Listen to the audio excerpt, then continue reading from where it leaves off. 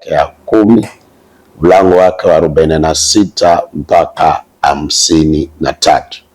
Na tukasema kusudi Bartimayo apate kufunguliwa, apate kuona, alifanya hatua 5. Hatua ya kwanza tulisema alienda kuketi katika njia mahali Yesu alikuwa anapitia.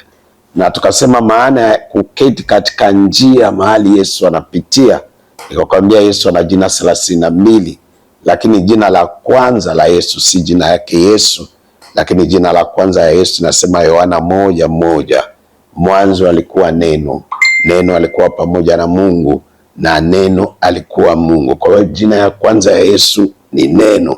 Na kama tunataka Mungu atuponye, Yesu atuponye, Yesu anatuponya kupitia kwenda kusikiliza neno ya Mungu. Atumuone Mungu, atumjue Mungu, lakini tunamuona Mungu na kumjua Mungu kupitia neno lake. Na mahali pote Yesu alikuwa anasema mtasikia neno langu na neno langu litawaponya. Kama unataka Yesu akuponye matatizo ya maisha, matatizo ya kiroho, matatizo ya kifamilia, matatizo ya kiuchumi, uwe mtu asubuhi, mchana, jioni na usiku unayetamani kusikiliza neno ya Mungu. Neno inaponya, neno inaokoa, neno inakomboa, neno inabadilisha maisha za watu.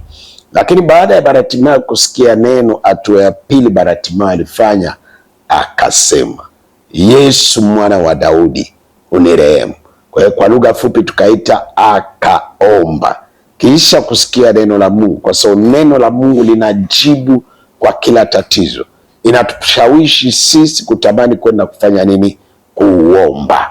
Hatua ya pili ni kuomba. Mathayo 7:7 nasema ombeni nanyi mtapewa. Lakini baada ya Bartimayo kuomba, nakwambia kitu ngumu kwa maneno ya Mungu kupita kitu yote ni kuomba. Ni rahisi kuimba, ni rahisi kufika ibadani, lakini si rahisi mtu kufanya nini? Kuomba. Sasa tutaenda kuangalia leo hatua ya 3 Bartimayo alichukua kusudi apate ufungulivu wake.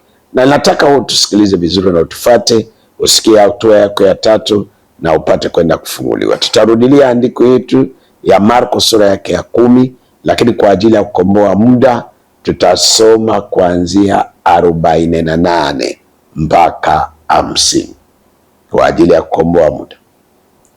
Marko 10:48 mpaka 50. Marko 10:48 mpaka 50. Amina. Marko 10:48 mpaka 50.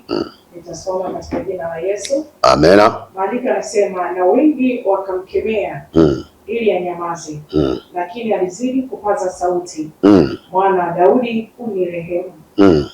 Yesu akasimama akasema, mwiteni. Wakamwita yule kipofu, wakamwambia, jipe moyo, inuka, anakuita. Jina la Bwana libarikiwe. Amen.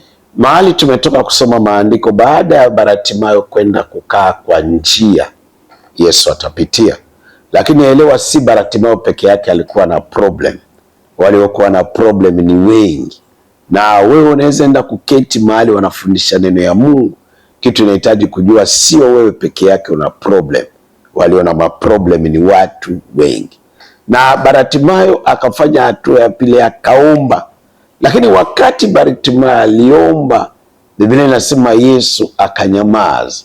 Na tabia sana ya mbinguni, wakati mtu anaanza maombi ya kwanza, mbingu aijibu, inanyamaza.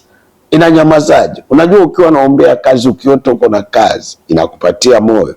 Watu wakifariji utapata kazi, inakupatia moyo. Lakini mara mingi watu wanapoanza maombi, tabia ya mbinguni ni kunyamaza. Kunyamaza, hakuna dalili, hakuna picha ya kile kitu kunaombea kwamba kitaweza kupata suluhisho. Na mbingu hainyamaze kwamba haitaki kutujibu, lakini mbingu inanyamaza, inataka kuona hatua yetu ya 3 kusudi mtu apate kufunguliwa. Na wakati Yesu alinyamaza, Bartimayo akazidi kuendelea kuomba. Biblia inasema wanafunzi wa Yesu wakamfuata Bartimayo, wakamwambia, umetupigia makelele. Kama Yesu alikuwa na nia ya kukuponya, ili mara ya kwanza tuliomba, angefanya nini? Angekujibu. Wakamwambia, shut up, nyamaza, unatupigia makelele. Lakini Bartimayo akawapuuza, kwa sababu Bartimayo hakuwa anafuata wanafunzi, lakini alikuwa anamfuata Yesu, na ni Yesu peke yake anaponya, hakuna mtu anaponya. Ukisikia mtu anakuambia amekuponya, jua ni mganga wa kienyeji. Ukisikia mhubiri anasema mimi nimekuponya, ujue tayari huyu mtu anakuwa mganga wa kienyeji. Anayeponya, anayekomboa, anayefungua, anayebariki, jina yake anaitwa, jina yake nani? Yesu. Biblia inasema zaidi wanafunzi wa Yesu walikuwa wanamnyamazisha Bartimayo, zaidi Bartimayo alikuwa anafanya nini? Anazidi kuomba. Kwa hiyo hatua ya tatu Bartimayo alifanya, alidumu katika kuomba. Na alipodumu katika kuomba, ndio Yesu akasimama. Unisikilize, watu wanapokuwa na matatizo wana upako ya kuomba mara ya kwanza, kuomba mara ya pili, kuomba mara ya tatu. Na matatizo yanapokosa kujibiwa, watu hukata tamaa, huvunjika moyo na kuacha kufanya nini? Kuomba. Na wengine wanasema hata si mapenzi ya Mungu, kwa sababu niliomba jana na Mungu hakujibu, nimeomba mwaka jana Mungu hakujibu. Lakini Bartimayo hakukata tamaa, alidumu katika kufanya nini? Kuomba. Na mbingu haijibu sana watu wanaomba, lakini mbingu inajibu sana watu wanaodumu katika kufanya nini? Kuomba. Kwa sababu Mungu iko nataka kuangalia unamwamini kiasi gani. Kuna watu wanaamini Mungu kwa lisaa moja, akiwa pale kanisani anasikia maneno ya Mungu inamgusa, anaomba, analia, anatetemeka, na anapofika nyumbani, anapokosa kupata majibu, hiyo nguvu ya kuendelea kuomba inafanya nini? Inakacha. Sasa mbingu inajibu sana. Mbingu, kama unamwamini mtu utamwomba asubuhi, kama unamwamini mtu utamwomba mchana, kama unamwamini mtu utamwomba jioni, na kama unamwamini mtu utamwomba usiku. Na ndio unakuta kule mwisho Yesu anamwambia Bartimayo, imani yako imekuponya. Ni imani gani ilimponya? Number 1, alienda kusikiliza neno ya Mungu, kukaa katika njia. Number 2, aliomba mara ya kwanza, lakini hakujibiwa, hakukata tamaa. Na inawezekana umeombea jambo hili mwaka jana haukujibiwa, lakini nakushawishi hapana kukata tamaa. Tangu siku tunaanza maombi, tutaacha ya maombi mpaka siku mbingu itafanya nini? Itaijibu. Tangu siku ya kwanza anaanza maombi, naamini hiyo siku hiyo maombi Mungu amefanya nini? Ameijibu kwa imani. Lakini sitaacha kuiombea mpaka siku nitapata hiyo kitu nini? Live, kile kitu nilikuwa naomba. Sasa alipoomba mara ya kwanza akanyamazishwa. Na nakwambia mara mingi tunapoanza maombi unakuta unanyamazishwa. Tuseme uko naombea mume wako mlevi, tuseme uko naombea mume wako anachelewa kurudi nyumbani, unaanza, Bwana naombea mume wangu umguse, hii tabia ninaikataa, ninaipinga katika jina la Yesu. Unapoomba, alikuwa anakuja saa 3 ya usiku, hiyo siku unaanza maombi ndio anakuja saa 5 ya usiku. Kwa hiyo iko inapenda kukunyamazisha, kuonesha maombi yako ifanye nini? Aisikike. Lakini ni uongo wa shetani. Unaweza kuombea tatizo, unaona ndio sasa tatizo inafanya nini? Inazidi na inaongezeka kuwa nguvu sana. Hiyo yote jina yake inaitwa nini? Uongo wa shetani. Lakini sisi tutaomba asubuhi, tutaomba mchana, tutaomba jioni, tutaomba usiku, tutaomba mwaka moja, tutaomba mwaka 5, mwaka 10, mpaka siku kitu tulikuwa naombea tutakipata live. Hata Paulo anasema tudumu katika kufanya nini? Kuomba. Ni rahisi kuomba mara moja, lakini si rahisi mtu kudumu katika kuomba mwaka mzima kwa ajili ya jambo moja. Si rahisi mtu kudumu kuomba katika miaka 5 kwa ajili ya jambo moja. Acha tuangalie andiko moja na ndio tutasimamia leo hapa kuonesha umuhimu wa kudumu katika kuomba. Wakristo wana upako ya kuomba, lakini Wakristo hawana upako ya kudumu kuombea jambo.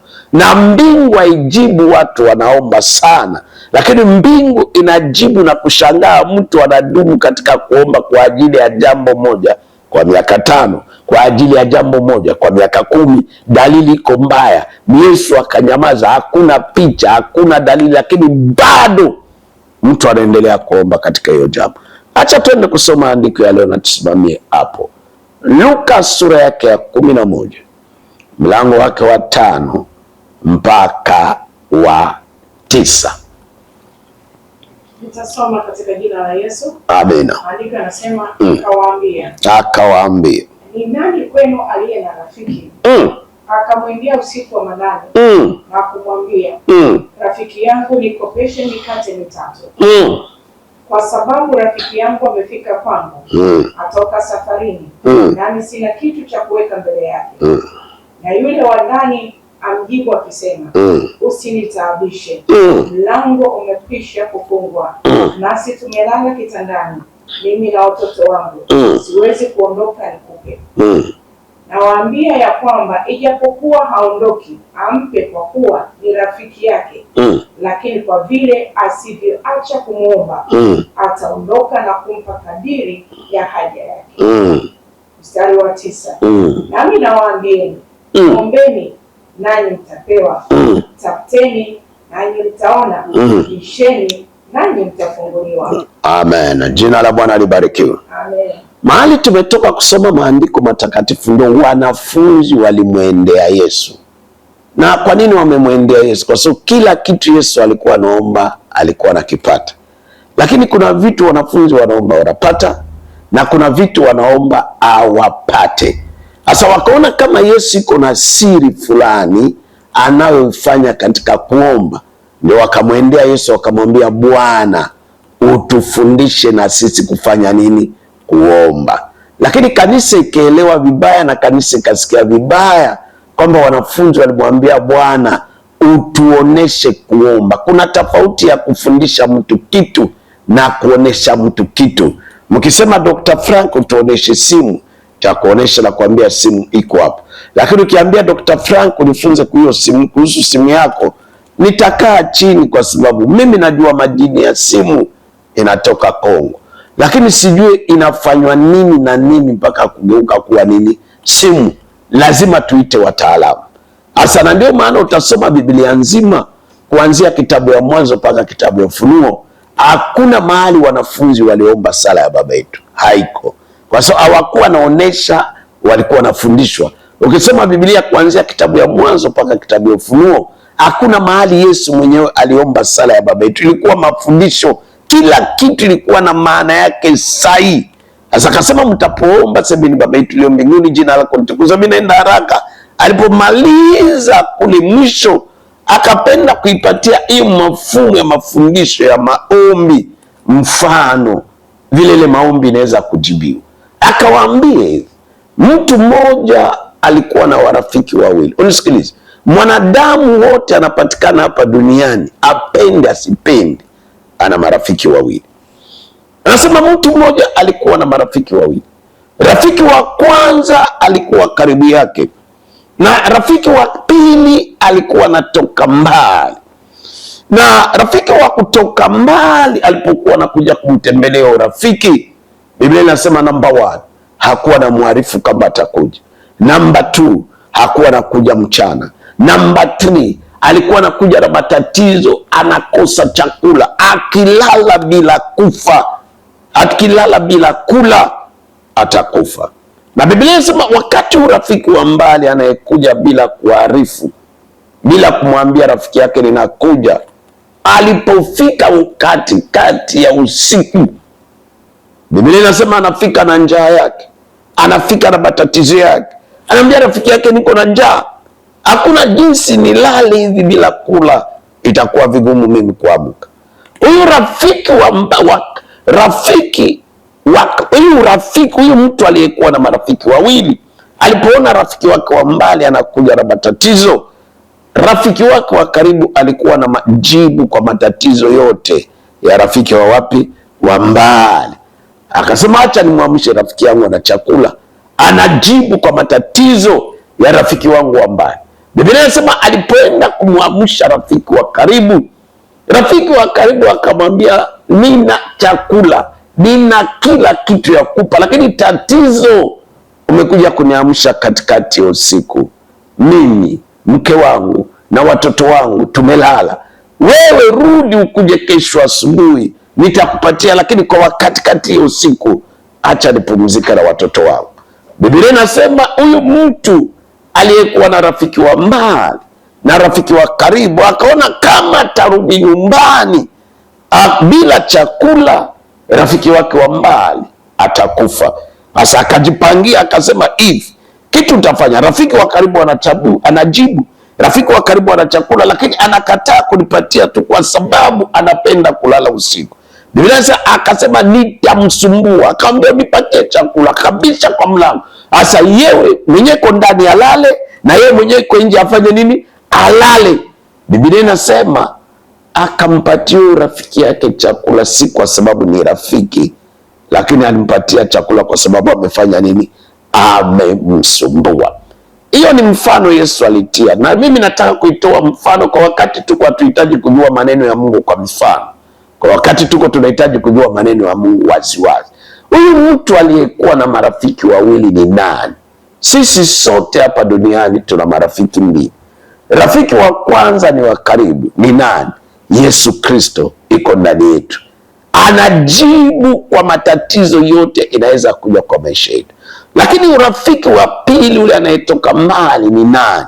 Shetani.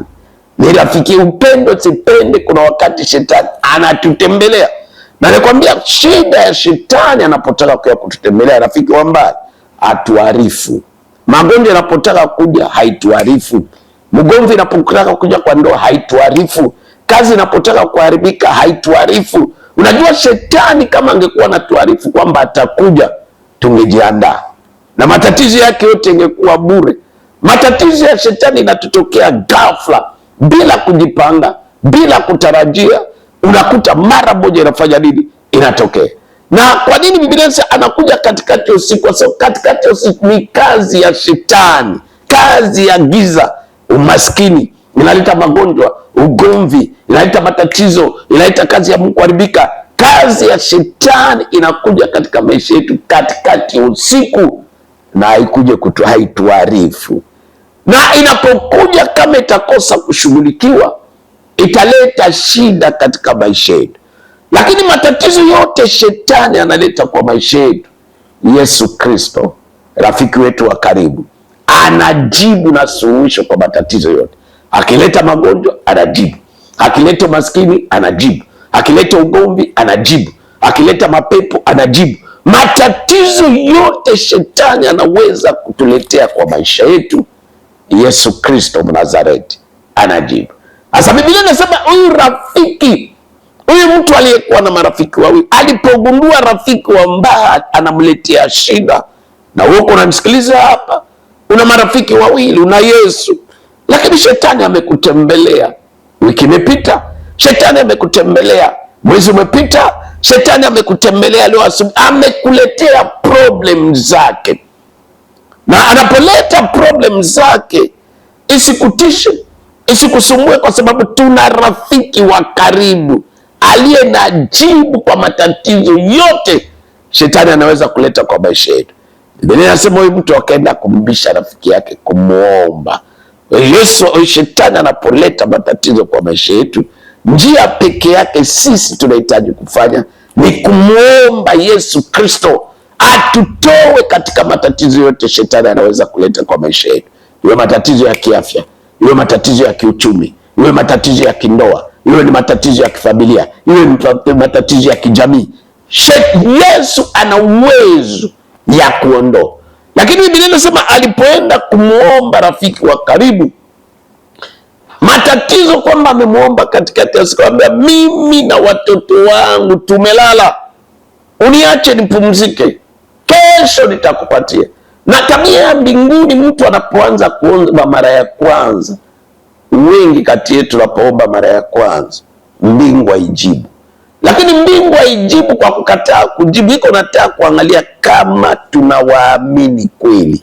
Kuna watu wana maombi ya kujaribu mbingu. Baba tenda maishara, Baba tenda miujiza, kesho kukosa kufanyika, anaacha kuomba mara moja. Biblia inasema alipokataa kumjibu, anaomba mara ya kwanza, Huyu mtu akajiwekea mbinu, akajiwekea mfumo, akasema basi anakataa kunipatia vitu alivyonayo, kwa sababu kitu utafanya, mimi niko nje, sitalala, na yeye mwenyewe iko ndani, hatalala, nitamsumbua. Akaendelea kumuomba, akaendelea kumuomba, akaendelea kumuomba. Biblia inasema akampatia, sio kwa sababu ni rafiki, lakini alimpatia kwa sababu amefanya nini? Amemsumbua, amedumu katika kuomba. Mbingu inashangazwa sana kuona mtu anaombea hitaji mwezi wa kwanza, kuona mtu anaendelea kuiombea mwezi wa pili, kuona mtu anaombea mwaka moja, kuona mtu anaombea miaka 5, kuona mtu anaombea miaka 10. Kuna watu, acha nikupatie, niweza kupatia mifano kwa Biblia, watu waliokuwa na problem na walianza kuomba. Ukisoma katika Danieli sura ya 10 mstari wake wa 12, tutasoma Danieli waliingia kwa maombi, walitaka kutoka kwa mikono ya mfalme. Walikuwa katika utumwa na waliomba siku ya kwanza, mbingu haikujibu. Siku ya pili, mbingu haikujibu. Siku ya 3, mbingu haikujibu. Siku ya 10, mbingu haikujibu. Siku ya 20, wenzake aliokuwa nao kwa maombi wakachoka, wakasema hapana, hii maombi si mapenzi ya Mungu, hii maombi mbingu haitaijibu. Wenzake wote wakatoroka, wakamwacha Danieli, akabaki peke yake. Na Danieli alipobaki peke yake kwa maombi, ndio Mungu akatuma malaika Gabriel. Na malaika Gabriel akamwambia, tangu siku ya kwanza mlianza kuomba, mbingu ilisikia, na mbingu ilinituma mimi kuja kuleta majibu. Na nakwambia, tangu siku ya kwanza ulianza kuombea ndoa yako, tangu siku ya kwanza ulianza kuombea maisha yako, tangu siku ya kwanza ulianza kuombea biashara yako, tangu siku ya kwanza ulianza kuombea utumishi wako, tangu siku ya kwanza ulianza kuombea taifa yako, tangu siku ya kwanza ulianza kuombea kanisa lako, mbingu ilisikia na mbingu ikatuma majibu. Lakini malaika Gabriel alipokuwa anakuja na majibu kwa kina Danieli, Biblia inasema hapa juu, wafalme wa anga, katika kitabu ya Efeso sura ya 6, Biblia inasema wafalme wa anga wakamzuia. Shetani alipotupwa chini katika kitabu ya Ufunuo sura yake 12 mstari wa 1, shetani alipotupwa hapa chini, shetani alikuwa kushimika utawala wake, na aliposhimika utawala wake akaweka mikoa 4. Mkoa wa kwanza wa shetani unaitwa World Astro, mahali panga. Mkoa wa shetani wa pili unaitwa World Demonstro, majini, mahali pote kuna maji.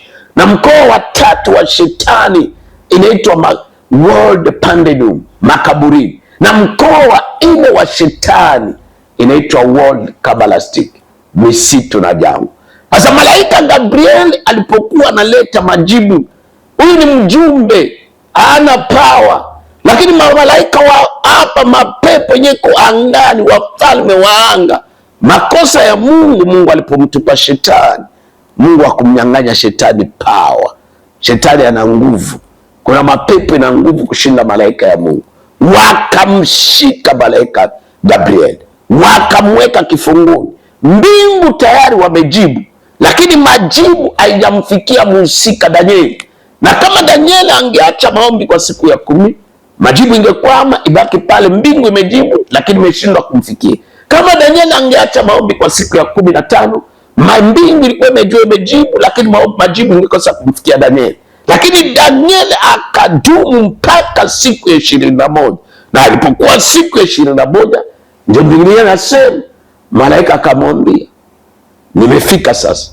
Na niliposhikwa pale, kwa sababu ulizidi kuendelea kuomba, ndio maombi yako ikapenyeza, na mbingu ikashangaa kuona kwamba majibu tayari wameyatuma lakini hajafika.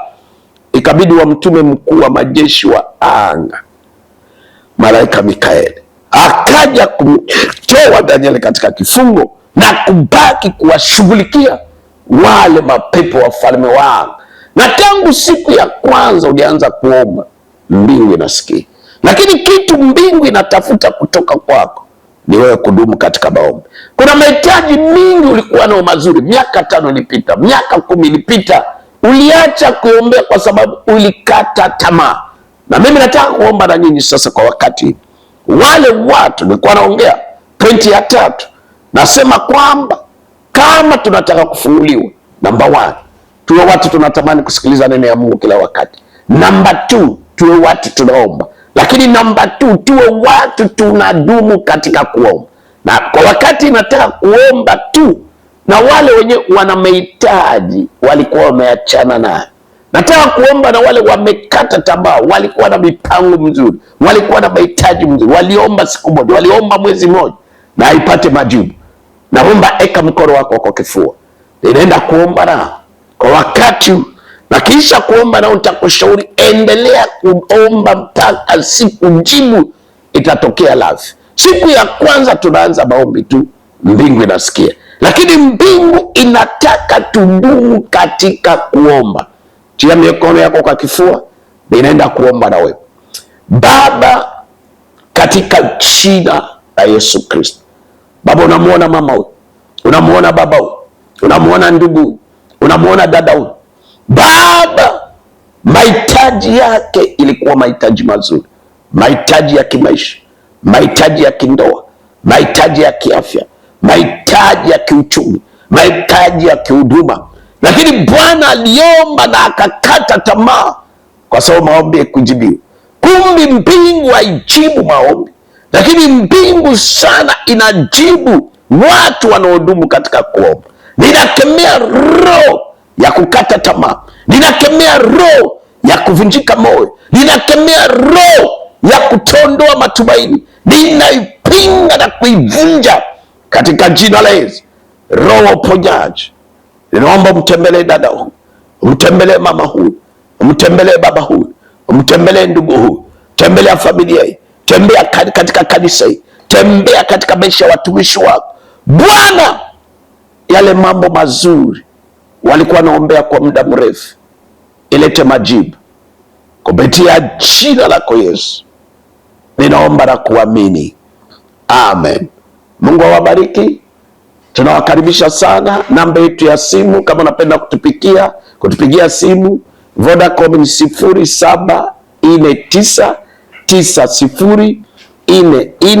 0749904466. Hiyo ni namba ya Vodacom. Na kama unapenda kutupigia kwa namba ya Tigo ni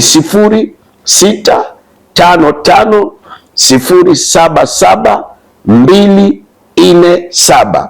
Naitwa Dr. Frank Diela Paul, kiongozi wa kanisa inaitwa Coming Sea Fellowship CLC. Mungu awabariki. Tukutane tena Alhamisi kwa wakati kama huu. Barikiwa sana.